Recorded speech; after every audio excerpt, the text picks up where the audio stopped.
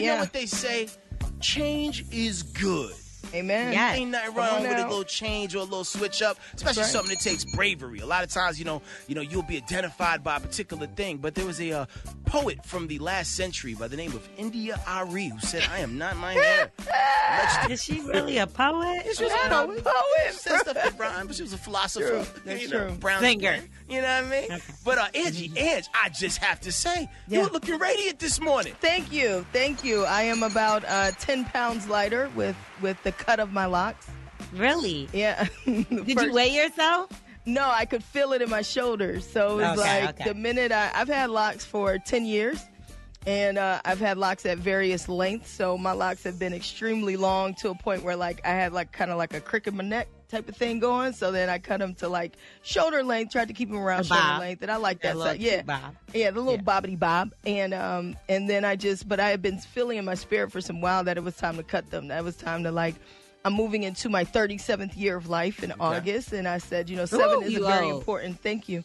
Wiser as well. I did find a couple gray hairs, but we're not going to dwell on that. Oh my God! Yeah, no. who knew? They were inside the lock. Oh, they was hiding in there. They were hiding in there. Now I can see. That might have been lint. I don't think that was gray. That might have been just a little lint. I've washed the hair so many times. It's still gray. There's still some gray there. I'm so proud of you, Angie Ange, because you've been talking about this for a while. You've even showed me some styles you were considering. I have. And I thought you were full of crap. Everyone I'm not going to did. lie.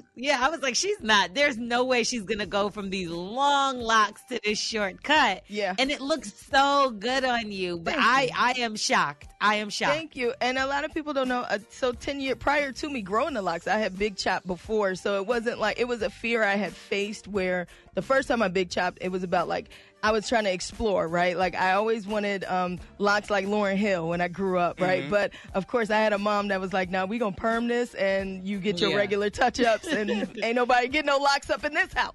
Okay. But then as an adult, it was okay, now I make my own decisions. So around 25, I had decided to lock it, but I had to cut the perm out. And so a lot of women, we try to grow the perm out, which is an epic fail because then your hair is your natural hair is coming in while the perm is coming in, and then it starts to break off. The weird two texture. Yeah, you start looking crazy. So I had to cut it. I had to cut the perm out, and so that was my first big chop. And so once I did it once, I was really confident in being able to just cut it and go. So when you were sitting in the chair, knowing you're about to do this change, because sometimes as you get older, your head takes a different shape sometimes, right? Facts.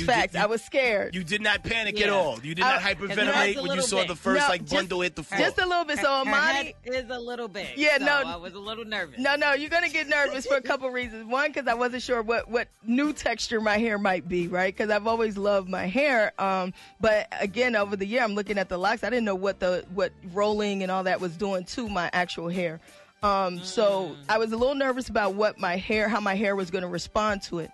But then it was okay, what's about to happen as Amani? She started my locks. What am I going to look like, right? Because I'm also about 20, 30, 40 pounds heavier.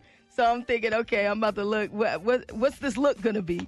But I said no. The spirit, my ancestors was like, nah, we cutting this. We on it. We in a different space. So Fetty Wap had added somebody else's dreads to the end of Don't his. do I'm it. trying to see how much do you think we could get for what you cut, because I know there's somebody else right. That might want to just add your dread to the end of their little. Or you can wear your dread. Sometimes you be Angie Wap. I could put them in some days, like Kodak Black. How L'Oreal be one day he has locks, the next day it's a shortcut. I don't be knowing what's going on with his hair. No, and also with you, Angie, you know what I see a lot of people do? They cut their dreads and then they grow them right back. Do you think that might be?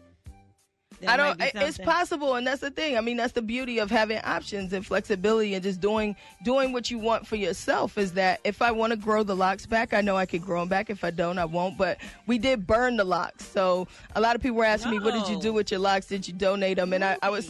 Yeah, it was an energy I had to release because especially the last few years has been very difficult in terms of the energies that I feel like I've been ingesting.